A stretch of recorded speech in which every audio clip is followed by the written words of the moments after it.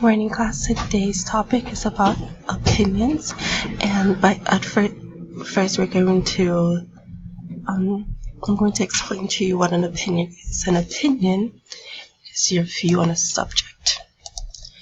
To further educate you about what an opinion is, I want you to take a look at these two images, and I want you to tell me an opinion about first this image and this image.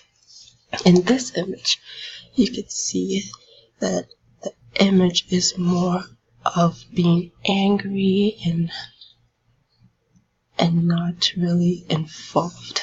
In this image, the student is very happy and is very willing to take on the day.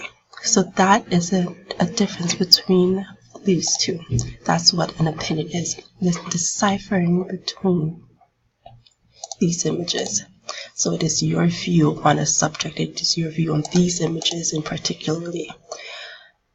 I hope you found this to be very informative. And just to recap, an opinion, it is your view on a subject. It has to do with what you think about what has been presented to you.